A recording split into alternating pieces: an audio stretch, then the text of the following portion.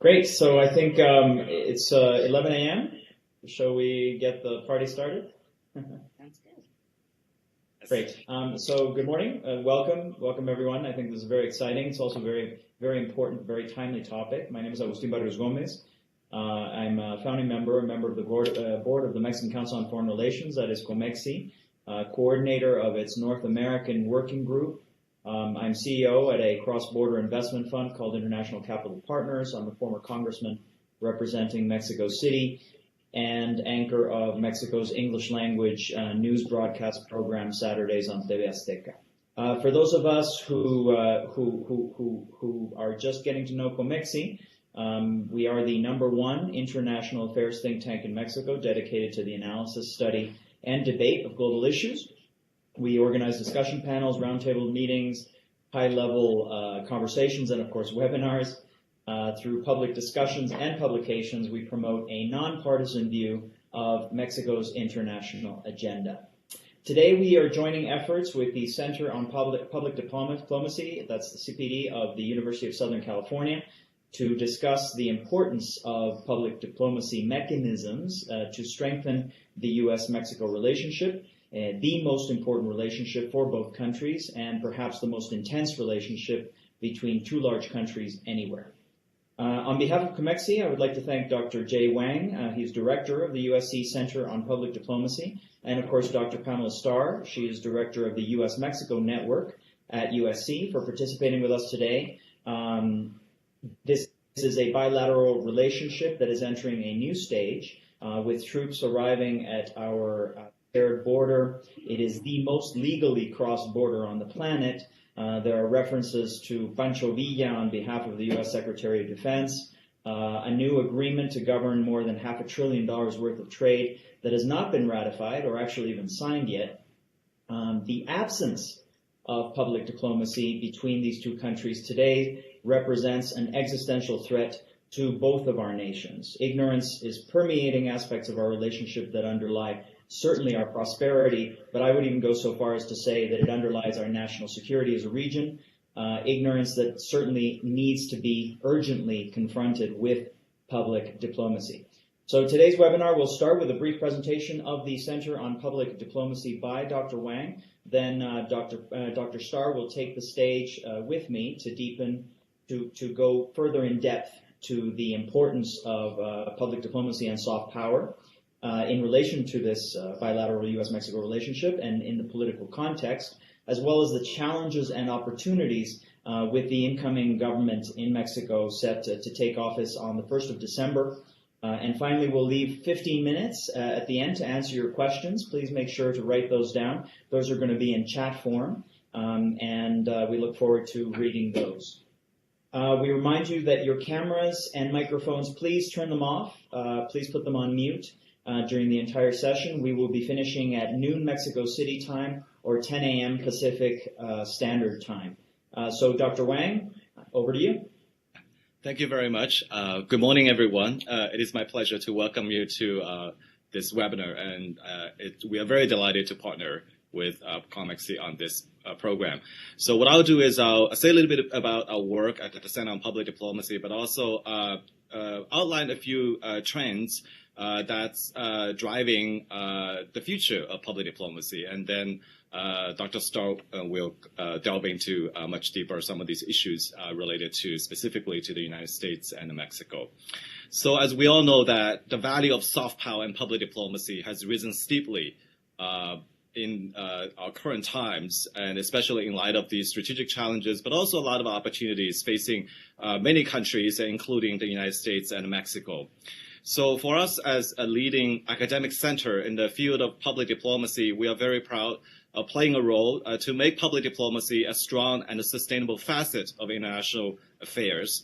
And the work we do is in three areas. We do research analysis, we do professional training, and we carry out lots of public engagement programs both through live events, but also through our digital engagement.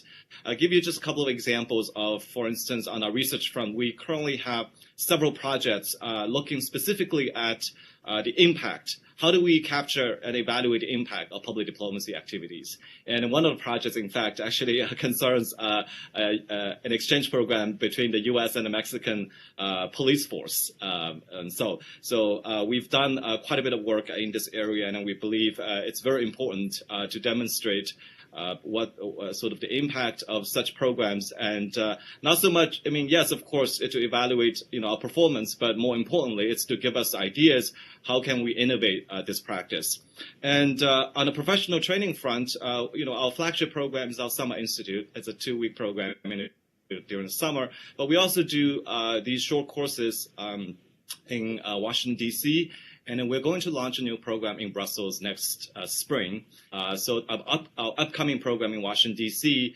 Looks specifically at how do we translate data into public diplomacy strategy. And over the years, we've actually had quite a number of Mexican diplomats participating in our training programs. And as I mentioned, that we do live events, not only in Los Angeles, but also in Washington, D.C., and sometimes we do events in partnership with foreign ministries or organizations also overseas. We, in fact, have a program coming up in New Delhi as a co-sponsor of a major conference on soft power in December. So our work is also very more oriented towards how do we define what the future of this practice is, especially, given the disruptive and the influential changes that we are seeing in the wider world, also certainly affecting the public diplomacy practice.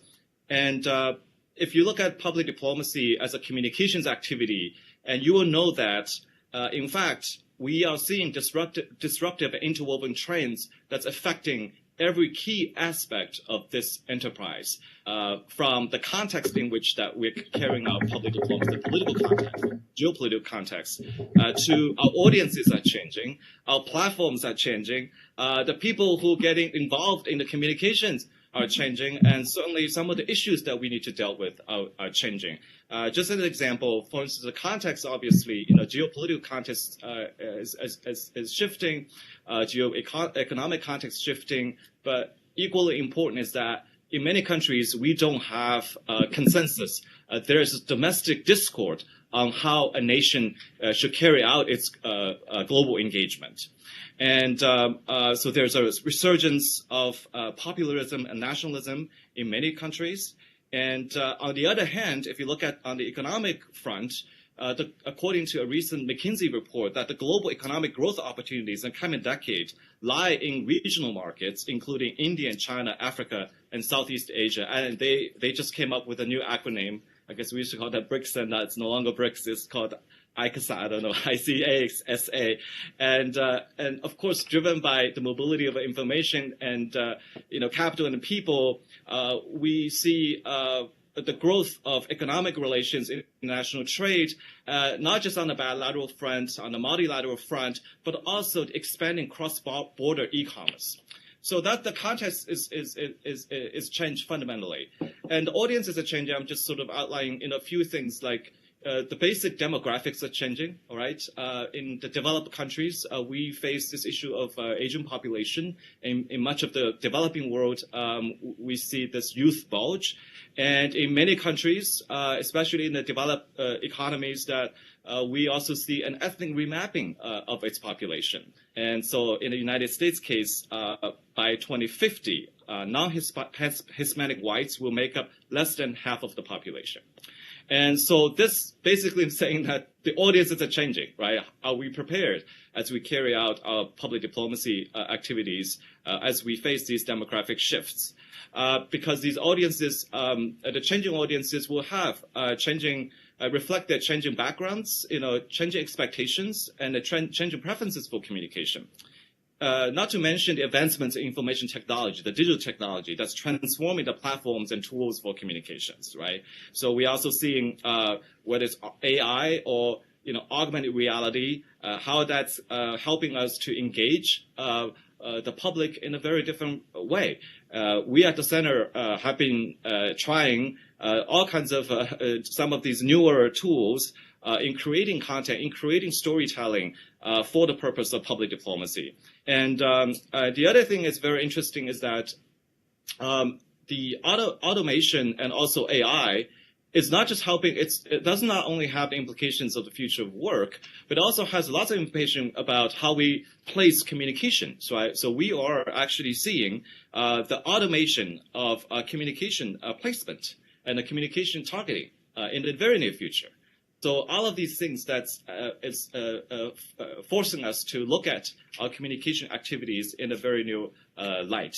And certainly our stakeholder communities have broadened, including our cities and multinational businesses and all kinds of institutions at the local level and at the transnational level.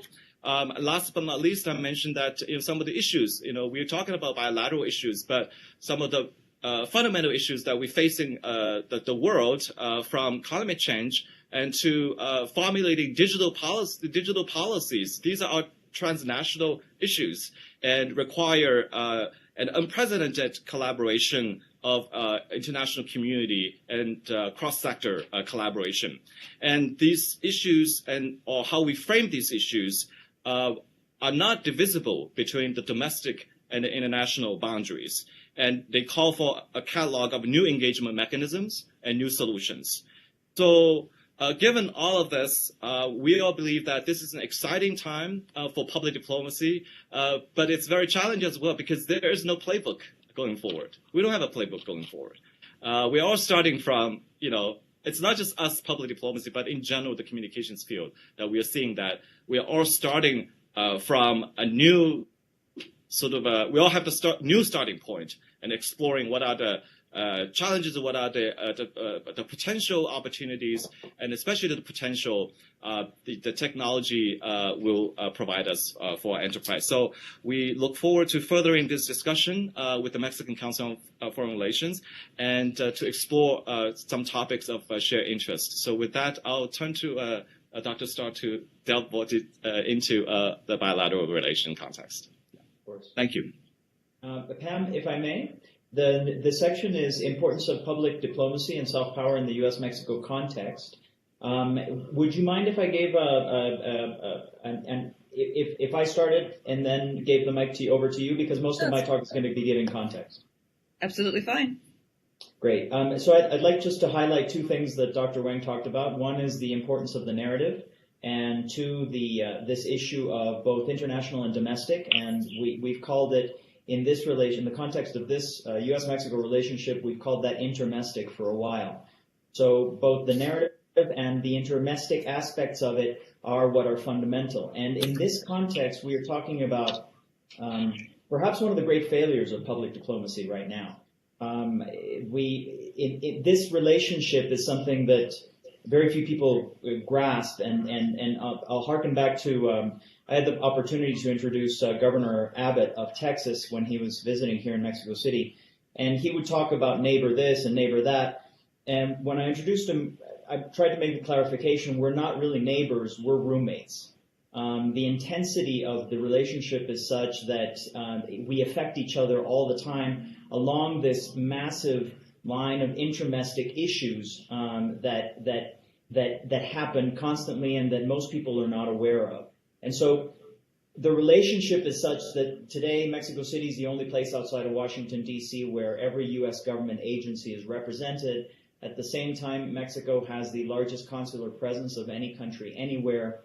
We are the two most integrated large countries in the world. We have the most legally crossed border on the planet with the United States. That's 350 million border crossings through 330 ports of entry. We have the equivalent of the population of Canada in the United States. That's 37 million Mexicans and Mexican Americans. 85% of those are either U.S. citizens or legal residents, such that one of the failures of our public diplomacy has been to allow this narrative of undocumented migration to hijack the entire aspect of what is actually a very, very large and long-standing relationship. I mean, so long that even, speaking right now with Los Angeles, if you look outside and you see the patrol cars out on your streets, they'll have the seal of the city of Los Angeles, and in the lower left-hand quadrant, you'll see the eagle and the snake, which is nothing but that which is in the middle of our flag, and actually what it actually commemorates. not just on the seal of the city of Los Angeles, but in our flag, is actually the founding of this city, Mexico City, Tenochtitlan, in 1325. So none of this is new. And we have allowed the lack of public diplomacy to get us into a very, very uncomfortable situation. And yet Mexico remains the #1 destination for the American diaspora. At any given time, there's between 1 and 3 million Americans in Mexico. That's between 4 and 12 times more than second place Canada. Nuevo Laredo is the #1 inland port in the world with over $270 billion worth of trade. 12,000 tractor trailers cross every single day. San Diego, Tijuana, the most transited border crossing on the planet. San Diego, Tijuana has 70,000 cars a day. So if you can imagine that, 43 lanes of traffic between those two cities, and that's just passenger traffic because, of course, all of the commerce that takes place in that area goes through Otay Mesa 1 and Otay Mesa 2. So another aspect that I think is very important to understand is the fact, to disabuse those who would see Mexico as through a Latin America lens, I'll just share the following fact. There is more trade between Mexico and Texas than all of the trade that takes place between, among, and with the rest of the world of all of the rest of Latin America combined. So you see that order of magnitude, we're talking about a relationship that is massive. And in many ways, I would highlight that the original NAFTA negotiations and the agreement itself were in many ways an important effort at public diplomacy, and that it was a very successful effort. It was originally proposed by President Reagan because he and his top officials knew that American prosperity and national security directly depended and directly depend today on a stable and cooperative Mexico. The U.S. would never be secure and could never be a superpower if Mexico wasn't more closely aligned to the U.S. sphere of influence. On the Mexican side, only by the aspect of public diplomacy was very, very important. So you had the fundamental issue of the fact that only by tying the Mexico to North America, we could have an economically competitive country. And that for us was the grand bargain. But originally it was not a trade agreement. I think this is very, very important. It's been lost.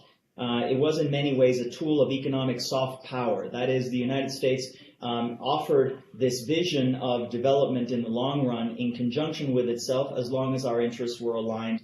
And that led to a Mexican public diplomacy effort, which was perhaps the most successful, at least that I can point to in our modern history, which was a public-private partnership that had a crack team of people in D.C. coordinating with Mexican businesses and with the U.S. Chamber of Commerce. The U.S. Chamber of Commerce was 3 million members, and we took that message to the Heartland, and that's what pushed through what was perhaps the most successful example of this combination economic public diplomacy at least in our lifetimes. And so these are the things that I wanted to highlight because I think they get lost in the mix. And Pam, I wanted to mention that because, of course, all of this is context. So I'll let you continue with your expert opinion on public diplomacy itself and, of course, soft power.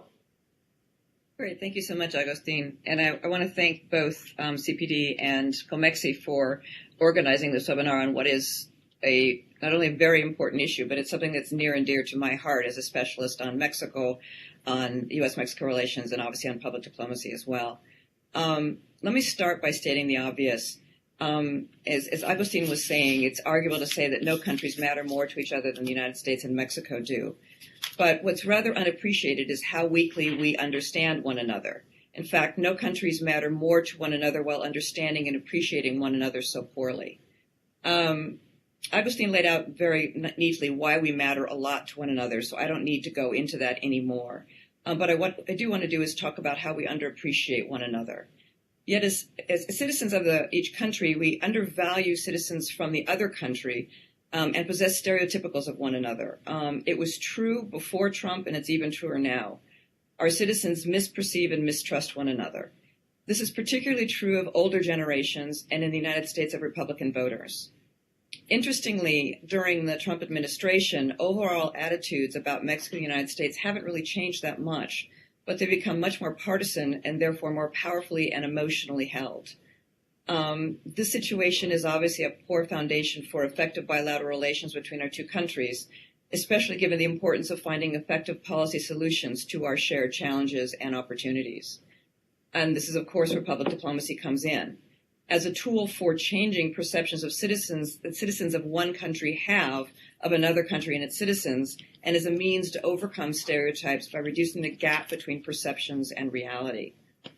This is particularly true in the U.S. Mexico relations, given the unnaturally large disconnect between reality and perceptions in U.S. images of Mexico. When measured against the rest of the world, no country exhibits a greater gap between its political, economic, and security situation and global perceptions of that reality than Mexico. In word association exercises, Americans constantly associate Mexico with negative images such as corruption, poverty, crime, and violence, almost imperceptible or positive images beyond beaches and tequila. That being said, it's natural that there are misunderstandings and misperceptions between Mexicans and Americans. Significant historical and cultural differences naturally lead to individual differences, and as humans, we tend to mistrust and misunderstand what is different from ourselves. So this process of othering those who are different from ourselves has been going on for generations in the bilateral relationship, and suggesting that public diplomacy suggests that public diplomacy has to be a central and permanent feature of our foreign policies toward one another. There is also an innately emotional foundation to binational perceptions of the other, meaning that facts alone are unlikely to change minds. Facts matter, obviously. It's especially important to debunk falsehoods and misperceptions, which is particularly true in the Trump era and the era of the 24/7 news cycle. But facts alone will never be sufficient to change opinions that are deeply felt and emotionally held. This suggests the need for persistent public diplomacy efforts to find an alternative narrative that not only has an emotional appeal, but an appeal that is stronger than the one the target audience currently holds. It's also essential to find the right messenger. It's something that both sides have often overlooked. Governments typically take the lead in public diplomacy efforts, but they're generally not the most credible messenger in either country. Quite to the contrary, publics in both countries express significant dissatisfaction with and mistrust of government. So there's a need for more public-private partnerships in public diplomacy that allow more trustworthy voices to take the lead. Another truism in public diplomacy is that you can't spin away an unpopular policy. No amount of public diplomacy is going to change a particularly unpopular policy. This is obviously a serious problem for U.S. public diplomacy in the Trump era, but it goes well beyond this.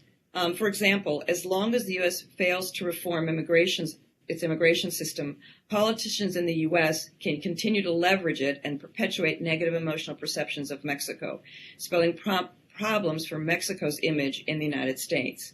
But equally, the lack of an immigration policy negatively shapes Mexican attitudes toward the United States. Finally, the power differential between the United States and Mexico further complicates the attitudes about the other, because the United States tends to see itself as the teacher and Mexico as the student, which is something that Mexico unsurprisingly resents. So let me just leave those initial contextual comments there, and I'll turn it back to you, Augustín. Yeah, absolutely, Pam. Thank you very much for that. I think, many different takeaways, but it goes to what Dr. Wang was talking about, the narrative, and it talks to the need for a permanent, what you mentioned, a permanent feature of our policy should be public diplomacy. And it's really staggering to see how we let that go in the 1990s. I mean, we had a fantastic team. It was perfectly coordinated with American business interests, with a U.S. government that was very, very conscious of the importance of Mexico as a geopolitical ally and friend, existentially even. And so we let that sort of peter out, and I think that we're paying the price for that. And it was one of the biggest mistakes I think we've made in at least in the last 20 years or so. Switching gears, we are now to talk about the challenges and opportunities with the incoming Mexican administration. This is obviously a topic that is very much on the minds of many Mexicans. You know, who are we going to be dealing with? Are we going to be dealing with the good AMLO or the bad AMLO? It's certainly in this. I guess it does come into the context of this alternative universe that we seem to have skipped into ever since Brexit, ever since 11/9. And now we're coming into that. We're coming into our own in Mexico. There are several things that I would highlight that are very, very important with respect to our particular left-wing winner of the elections that took place in July, and the person who's going to be taking office on the 1st of July. The first thing, which is very peculiar, I don't think we highlight enough the fact that it's very strange for a person of this profile to not be anti-American. I think that that's amazing. If you're a student of international relations, you know that this is very odd. One of the first things that happens with somebody who has a populist bent is to be anti-American. It's the cheap shot. It's the easy. It's the low-hanging fruit. It's very easy to paint the United States as the villain. And in the case of Andrés Manuel López Obrador, it's extremely important to highlight the fact that this is not true. There is none of that animosity, and I think quite frankly, as a region, we're very lucky that that's the case, because if it were otherwise, we would be in serious trouble. 475 million North Americans would be in serious trouble, because if the mechanisms of cooperation between Mexico and the United States fell apart, then that would represent an existential threat to the region. And so fortunately, in the case of Andrés Manuel López Obrador, despite the fact that he comes from a tradition of left-wing politicians in the region, in the Spanish-speaking region that some call Latin America, that I think that within that context, it's especially important to mention the fact that he is not anti-American. And he has stated, which is unlike the position of his ancestry or his political ancestry, that he is pro-NAFTA, and he has been actually very, very open to talking with the United States. There's a very specific public diplomacy or personal relationship aspect to what's going on. Just like the outgoing administration has based many of its negotiations and its closeness to the United States on the personal relationship that exists between Jared Kushner and Luis Videgaray. The incoming administration, in one of those very curious situations in history, has another personal relationship with the inner circle of the Trump administration, which is with Rudy Giuliani. So when Marcelo Ebrard was governor of Mexico City, I know people say mayor, but that is actually incorrect. It's not a mayorship, it's a governorship. So when Marcelo Ebrard was governor of Mexico City, the private sector in Mexico City hired and paid approximately $3 to $10 million. The figure is not quite clear. Rudy Giuliani's advisory organization, or his consulting group, to help with the public security issue in Mexico City. And so there's a very close personal tie between Marcelo Ebrard, who's the incoming foreign minister, and Donald Trump's lawyer, in this case Rudy Giuliani, which should not be underestimated, and I think is behind much of the goodwill that you're seeing publicly. Right? You have Donald John Trump saying that Andrés Manuel López Obrador is Juan Trump. And you know, if anybody who knows anything about the current U.S. president knows that is basically the highest honor that somebody can receive on behalf of this gentleman. And so this closeness, I think, is a function of personal relationships, guanxi in the Chinese tradition, or a direct bonhomie that exists because of this relationship that happened so many years ago, and that currently is actually having a very, very important resurgence or new relevance, if you want to look at it that way. The second thing is that Andrés Manuel. One of the things that's very, very important to understand, and this is not a political party. Morena is not a political party. That is, there is no ideological coherence within Morena. Morena is a movement, which the proof is in the pudding. It's in the name. So Morena is a movement, and it bears a lot of aspects. Curiously enough, just like the Trump administration, it bears a lot of semblance with cults of personality. And so this is very unipersonal. The power comes from the fact that people adhere to a vision not of Morena as a party or not to a particular ideology, but to the person of Andrés Manuel López Obrador. The cult of personality aspect is very, very important, just as it is actually right now in the United States.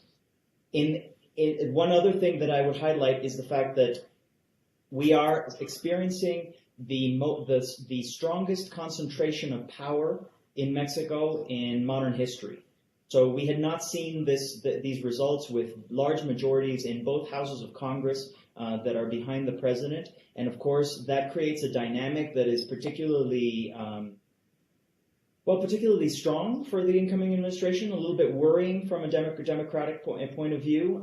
But that's something that we cannot leave to one side. And so I guess I would leave you with this last thought. Up until now, Mexico has had 36 years of center-right governments. This is the first time in 36 years that Mexico will not have a center-right government. And I think that really does pick up on the paradigm shift that we are living as a country. And it is a left-wing government that certainly understands in its own way, but it does understand the importance of the bilateral relationship and the fact that Marcelo Ebrard, who is in many ways an internationalist, he is a Franco-Mexican, he's of French descent, he speaks several languages, including English, including French. He knows Washington fairly well, he's well connected. The fact that he is the foreign minister also augurs well in general, and all things being equal, given the temperaments of the two heads of state, but that augurs well for the new administration. Let me just play off of something you just said, Augustine. So what I'd like to do actually is talk about the opportunities for public diplomacy in the bilateral relationship. But before turning there, I have a big concern about the López Obrador administration in that they've shown no great affection for public diplomacy thus far. To the contrary, López Obrador has announced that his administration will close all of the pro-Mexico offices throughout the world. And for those of you who don't know, these are the offices that work to promote the image of Mexico throughout the world as a thriving emerging market economy friendly to investment and to trade. So it's an important aspect of Mexico's public diplomacy that's being eliminated completely.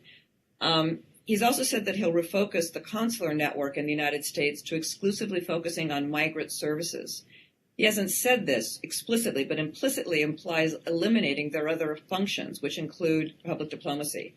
So it's unclear if this particular promise will be implemented as it was stated, but the promise itself shows no understanding of the central role of the consulates in Mexican public diplomacy, and that in itself is disconcerting to me.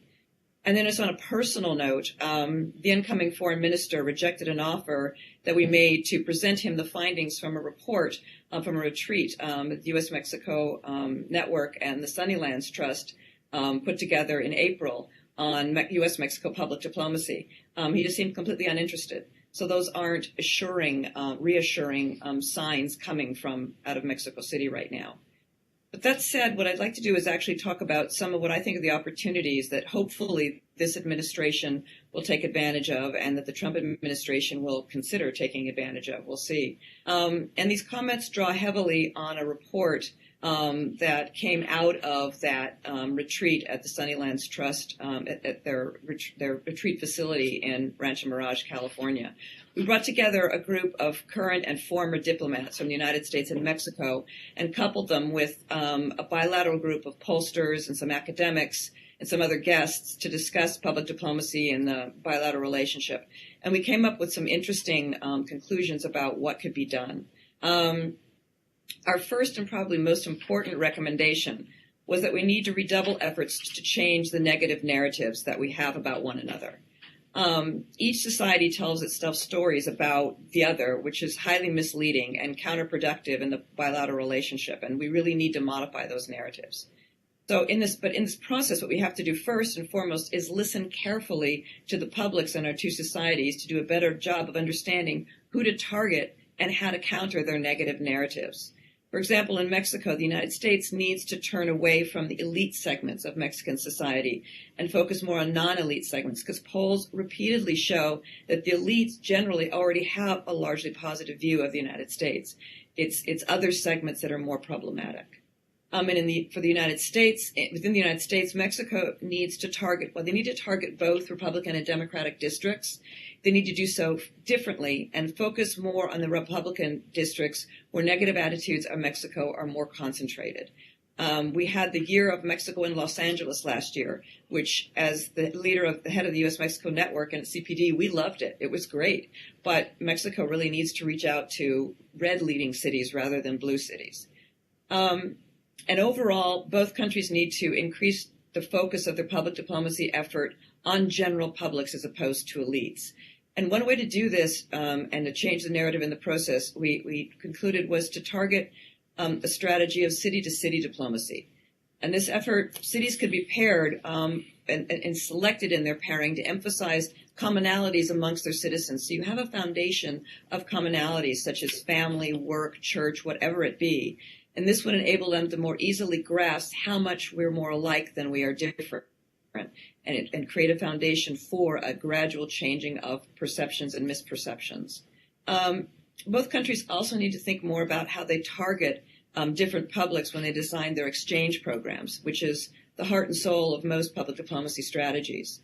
Both countries are doing fairly well promoting exchanges, from military exchanges to cultural exchanges to educational. But specifically in education, the focus has remained on the university level and tends, especially in Mexico, to be biased toward more elite and the more educated segment of the society. And as a result, there needs to be a greater emphasis on educational exchange at the high school level, and particularly among public high schools. But we also need to focus more on those attending technical and community colleges, something that the U.S. has actually begun to do, but needs to do much more of it. And given that, both sides obviously need to focus much more on language training.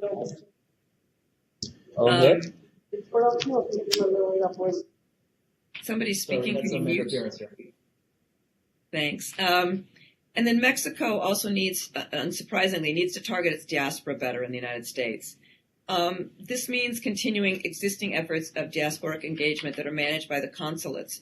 López Obrador needs to be made aware of how important that activity is and needs to continue it. But we also thought that Mexico needs to think about doing a sort of a modified form of Israel's birthright trips. These are trips in which Jewish citizens of countries throughout the world go to Israel and experience Israel firsthand. And they're also asked to raise a part of the money for their trip, and therefore they have some skin in the game. This is obviously fiscally expensive, and so in the case of Mexico, the program would necessarily need to be small and highly targeted. But even a small and targeted program could have a powerful impact on diasporic perceptions of Mexico. And then finally, we thought about doing joint public diplomacy efforts surrounding the 2026 North American World Cup. Specifically, we thought that the three countries could organize a trilateral World Cup of culture. And our hope is that by focusing on culture, we could obviate the impact that the power differential has between Mexico and its North American neighbors, since Mexico is a cultural powerhouse. We also hope that the experience of working together on a public diplomacy effort together would ingrain the utility of joint public diplomacy efforts in the minds of each country's leaders at a time, and hopefully at a time when the United States will be more open to jointly crafting public diplomacy strategies with Mexico. So sort of the broad overview of the kinds of opportunities we saw that are things that we think even in an AMLO administration could take advantage of, and more likely it's on the U.S. side to be something that will be in a post-Trump era.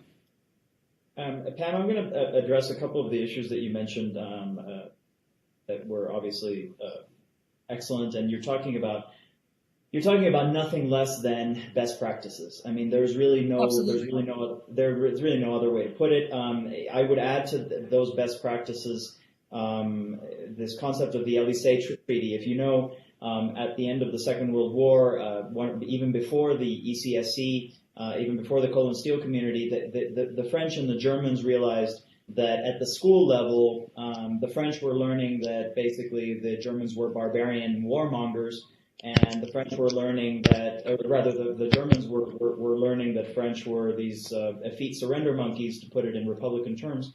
And so when they realized that this was going on, they decided that this could not go on if they were going to create a peaceful Europe.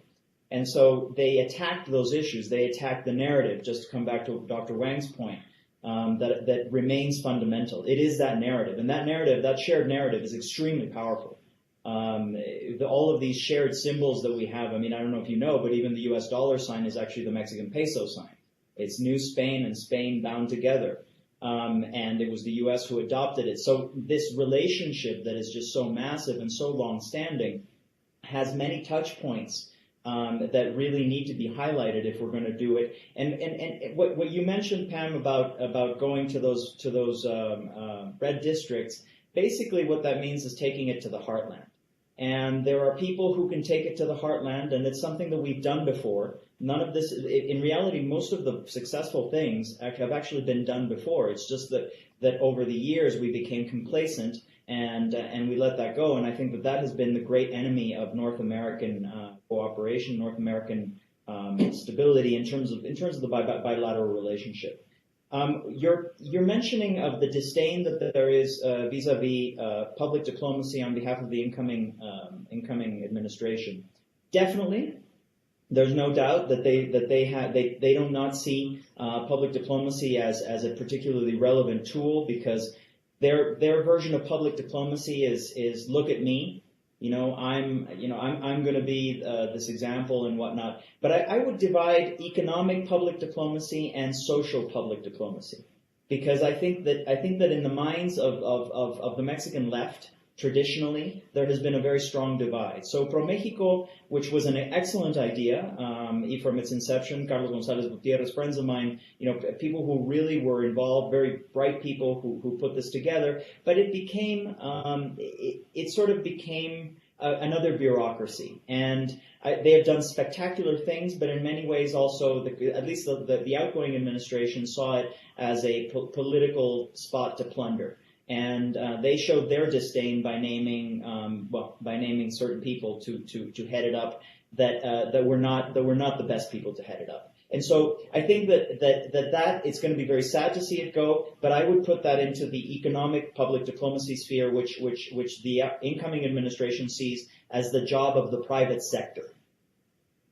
There's social public diplomacy, which has everything to do with cultural public diplomacy. And I think you're going to get a much better response, or we're going to get a much better response of the incoming administration on what is cultural public diplomacy, because there is this belief that culture is for everybody. It is not this elite business thing. We're not subsidizing business by having Pro Mexico promote the interests of business, but rather we're actually subsidizing even popular culture by giving it an outlet as part of cultural public diplomacy. So hopefully, if we can create an avenue for social public diplomacy, I think we're going to get a much better response on behalf of this team. And I would just just to close, the best practices aspects of it. So the AJC, the American Jewish Committee, has a specific list of things that the American Jewish community does for outreach, and I think all of those have been extremely helpful. You mentioned these birthright trips. They also organize these trips of up-and-coming, future leaders across the United States to take them to Israel for the very simple reason that they've realized that every single person, and I think this is actually true even today. It certainly was true when I spoke to Dina Siegel, who heads up the AJC's Latino or Hispanic or whatever outreach. They were talking about how every single person that they had brought to visit physically Israel came away with a completely different world vision, and one that is much more in line with what they consider to be their. There's no judgment on that. It's just basically what they consider to be their interests have actually been backed up by the results of these trips that they've organized.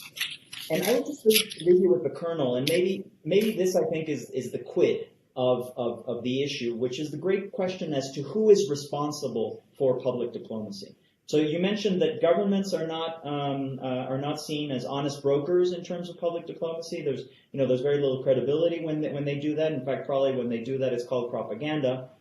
But at the same time, it's hard because the respective private sectors have been epically not up to the task, right? So the way it worked in the 1990s, the reason that our public diplomacy, this incredibly successful chapter of public diplomacy between Mexico and the United States, the reason that it got off the ground was because it started with a phone call from President Carlos Salinas de Gortari calling Jack Welch and Juan Gallardo Thurlow and telling them, you guys are going to raise $15 million, and that's not a question, it's an instruction. And $15 million back then, the equivalent maybe of $40 million today. So without that initial push, and without the fact that Salinas also set up a crack team of experts that he sent to Washington, D.C. on behalf of SECOFI, without that dual, public-private effort led by the president of Mexico in this case, I don't think we would have seen much movement on that.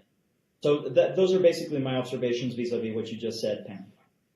Let me just follow up on some of the things that you were just saying, Augustín, because as I've been a fairly loud critic in a very loud meaning in writing of the lack of consistency that's characterized Mexican public diplomacy throughout the late 20th and early 21st century. And one of the things I've argued is that where Mexico has been consistent has been in cultural diplomacy. Mexico has never strayed from that, but it's never been sufficient in order to change the image of Mexico in the United States. You need the economic leg of it, but you also need the political leg of it, which is what we're really talking about in this report, is that their need is to actually go and talk to the people and find the right messenger. And the messenger isn't the government, it isn't the private sector, it's people from the community. So whether it's your preacher or it's somebody from the family who took a high school trip like the AFS program historically did between the United States and Europe, took a high school trip to Mexico for 6 months and comes back with a very positive image. Those are the kinds of things we're talking about. Those are the kinds of messages and messengers we need to encourage in the bilateral relationship. Another thing is that in Mexico's case is that Mexico has a history of a lack of consistency. It wasn't ignoring public diplomacy, but it was inconsistent. We saw two big pushes of public diplomacy, what you've talked about already, which is surrounding the North American Free Trade Agreement. But also we saw it around the grand migration bargain strategy of the early 21st century. But there were strategies in which the public diplomacy lasted as long as Mexico thought it could get something or got something from the U.S. Congress. And as soon as it got it or failed to get it, the strategy was terminated. And that's something that needs to change. And indeed, over the last 12 years, it had changed. Mexico, over the last two presidential administrations from different political parties with different approaches to governing, perpetuated the public diplomacy strategy. And my concern is that's not going to be continued under the López Obrador administration. And it's a serious concern that I have. Serious concerns all, Pam. I think you're absolutely right across the board, and I think it would actually be worthwhile to spend the rest of the day talking about this because there are many different ways of addressing the issue, and there's lots of learnings that I think that the stuff that's out there so as not to reinvent the wheel. And you mentioned many of those positions. We got to go to question and answer. We've got 3 questions. We've got about 10 minutes left. Who am I starting with, Axel? First one is Erica. Okay, so we've got a question from Erica. If the government of López Obrador is not interested in public diplomacy, which things do you recommend for the private sector in order to continue with this practice? My favorite question. To be very clear, I think the private sector has been, again, epically not up to the task. I think that the private sector, without that initial push, that initial sort of shove on behalf of a high-level political players, has not put its house in order. And why do I call the private sector? For 2 reasons. One, they are the only people with the resources necessary to pull something of this kind off. That is not the public sector. And 2, they have legitimate business interests, multi-billion-dollar legitimate business interests that need to be seen in a bigger scope. And they need to understand something that we keep telling them, that politics will always trump economics. Everybody thinks that people are always about their pocketbook. In reality, the people are about their gut.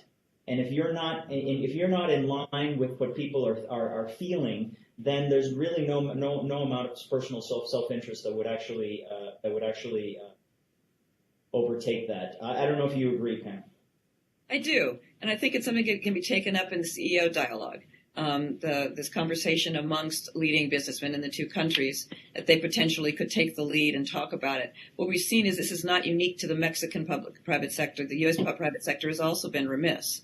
We saw that in the NAFTA renegotiation, that they really were not active in trying to push for a more positive image of Mexico and trade with Mexico because they were so concerned about their tax cut. So it was quite disconcerting on both sides of the border. Exactly.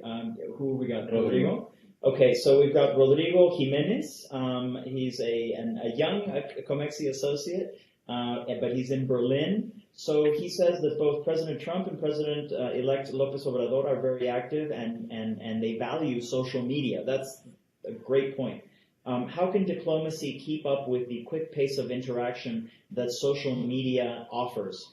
I would put that in your court, Pam, because I think it's a fascinating question, and I certainly don't have an answer. I'm actually going to put it in Jay's court because he's worked much more on the communications aspect of this than I have. Please, Dr. Wen. Well, let me talk this more broadly also, because we actually had tried Heartland strategy in terms of how do we engage American public more broadly from the middle of the country. And so give you an example, we took a program to Oklahoma last year, and we specifically featured U.S. Mexican relations as part of the set of global relations that are most important to the United States. Now, we tried to learn, what's the best way to engage. For us, it's two groups of people at the local level. One is the concerned citizens, because across the country, even in red states, we have citizens of passionate about international relations, very concerned about America's global role. So that's a community that we need to gather together, and if there are ways we can help to empower their voices locally, that's the best you can do. And the other one is the younger generation, which is Pam already talked about, the next generation. I mean, this also kind of goes very nicely with the city strategy, because this is really all about looking at the local level. Now, I noticed this in the conversation about the U.S.-Mexican relations. We had young people in the audience, college students, and of course at the time the issue it was focused on NAFTA. But the facts don't really matter in that conversation, because when you mention NAFTA, there was already this whole package, this preconceived notion that the conversation cannot go even any further. So I think immigration issue will be with us, not just with the two countries, because broadly that issue will with us for the next foreseeable future. So, and that issue is so emotionally charged and it's so deep rooted. So that issue is not going to go away. So then, we came away from that program is like, how do we find the opening? Because we were not even given a chance to engage in a dialogue, which was we originally wanted to do with the younger people. And so that's the question that I've asked, ourselves, like when we pursue these local conversations, engaging local communities, we need to know, we need to understand better what are the ways we do this, because I think we kind of went in there and to talk about big policy issues, but all of a sudden it just kind of shut the conversation down. And I think that's, I think for us to do, to pursue this local strategy more effectively, we need to do a little more homework, in terms of determining where the location, where are the states, where are the cities, and where are the communities at, and what's the best way that we can sort of have a conversation. And I think a lot of it we cannot change. There's no way we can change. A lot of people, in our local community, how they think of immigrations. But even if it's softening, if it's broadening a little bit their mindset, that will be a success of public diplomacy. And I think that because our strategy currently is too broad in the sense that, we kind of know where overall we're going. I think now it's really coming down to the tactical level. How do we find ways to define the tactics so that we can sort of realize the broader strategies that's outlined. Dr. Williams, just very briefly, because I don't want to miss the basics of the question, which was on social media. Social media. So you have two presidents that are reaching out directly to their constituencies. Do you have anything to say on that? Yeah. So on that question, so there's nothing you can do to say, President Trump, don't tweet this, don't tweet that. He's gonna, because it's so unpredictable, right? And his tweets are far-reaching. But we can do is that young people are on these platforms, and a lot of older Americans are on these platforms as well. So, but where is the next narrative, or what might be some things that would help to broaden the conversation? So I don't think we can count on President Trump to say something, nice or whatever, and we never know, So that's. So I think how do you integrate that reality into say a project for public diplomacy? Yes. So, for instance, I think relating to what I was saying earlier, there's a way I think we can carve out a social media or social strategy connecting our young people. And so what might be the things of their interest? Even if we talk about NAFTA, that's not NAFTA anymore. So how do they relate to that, right? So what is the thing that connects them or that they react to in this U.S. Mexico relations? I do think that it is not about, counting on our leadership, but it is for us, to uncover what's the sort of the compelling narrative that our younger generation will connect with. I'm going to add just one thing to that, is also to think about the idea of figuring out how to get into some of these closed networks. One of the things with social media is they tend to be very closed networks, and you hear this echo chamber of people all saying the same thing. But the voices within that echo chamber are considered quite credible voices. If you can get a voice into that echo chamber that is seen as credible because it's in that particular milieu, it's going to be much easier to have an influence over what's being said. So the trick is getting somebody into some of these closed networks. Or voice into those and having access to. I don't want to be remiss because there was an issue right at the beginning of the U.S. administration, and I thought this was brilliant on behalf of the retailers. If you guys remember, there was this issue that they were going to do the border adjustment tax. And the border adjustment tax would have sort of been across the board tax on everything that was related to imports. And I remember seeing this on YouTube, speaking of the impact of social media, because it was only on YouTube. They actually, my understanding is that they never went national with this, but they did it only through the internet. And it was this hilarious ad against the VAT tax. So the VAT tax was gonna make everything equally more expensive. And wait, there's more. Things are gonna get worse, and you're not gonna have access to what you want to buy. So it stopped being about free trade. And it started being about choice, and it started being about your pocketbook, and I thought that was fascinating because, it certainly wasn't the thing that worked, but I think that the assault that the retailers were preparing in terms of their public diplomacy, in terms of their lobbying directly with the people, is an excellent example of something that we should have done in speaking obviously of our issues. But that we have not done, and so I would just pick up that. One last question. Okay, so Stacy mentioned. Oh, not Stacy. So Pam mentioned AMLO's disregard. This is from Veronica Ortiz. Pam mentioned AMLO's disregard for public diplomacy so far, perhaps only matched only by Trump's own disdain for public diplomacy, and in fact real diplomacy. There's still no substitute for Ambassador Jacobson here in Mexico, which is incredible. How can diplomats bypass this environment and sustain a bilateral relationship that transcends both leaders? Pam, any thoughts? I wish I had the magic answer to that. I think basically is keeping your nose to the grindstone and doing what you do every day. The presidents come and go in both countries, but the diplomatic corps stays. And what makes them so valuable is that they work the public diplomacy strategies day in and day out, and they keep the trains running on time, keep the efforts, the exchange activities going. And in the process, I would also say, make really interesting proposals to your new boss. and think in terms of things that would resonate. I mean, you have an administration that is interested in cultural diplomacy, then think of a cities-to-city strategy that has a cultural element that you can also graft these other elements onto it. And think about working regardless of what the Trump administration does or doesn't do. Just go directly to local governments. They're more than not happy to have these kinds of exchange programs. So I would just say keep doing what you're doing and be creative about it. I've heard that Singapore actually has a very robust relationship with local governments across the United States. And certainly the Canadians, even though they have also been epically not up to the task in general, they, at least in that aspect, they've been relatively successful.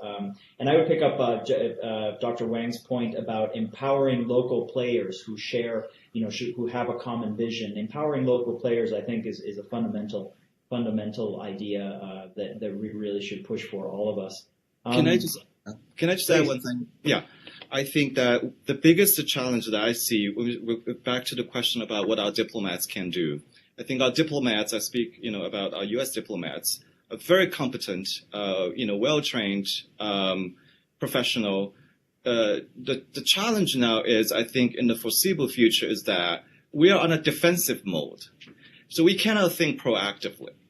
And then when you are in that kind of a mode because of the general, situation with the leadership or the lack of leadership, and then this field is fast changing, right? So we will be doing a lot of catching up. And I think in this kind of situation, it's really the civil society that we need to kind of step up and to provide ideas, or to provide even some impetus, to work with the government to push this thing forward, because otherwise, I think we're trying to defend what we already currently have, and then trying to fend off, a lot of these challenges, issues that come, because of a lack of leadership, because of our policy, is not very clear, or confusion created as a result of all this kind of a communication at the top. So that's why I do feel that private sector or civil society have an immensely important role currently, and then in the next few years. Augustín, I know we're out of time, but I want to make a very brief comment. And again, it's to Veronica's question. Think about making lemon out of lemonades. And I know it's kind of a trite statement to make, but we actually already did it with the new I always want to call it YMCA, the USMCA. Yeah, the YMCA. There was a great meme going around about that. But this was a very ugly renegotiation process. But at the end of the day, what we got was the greatest trade agreement ever.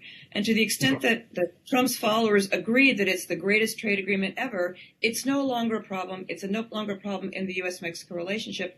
And we no longer have that negative word NAFTA that has been floating around in the bilateral relationship for eternity, and always generating negative connotations. Now we have the USMCA that nobody even knows what the heck that is. So there are ways to make lemonade out of lemons, and I think we need to look for those opportunities in the next few years.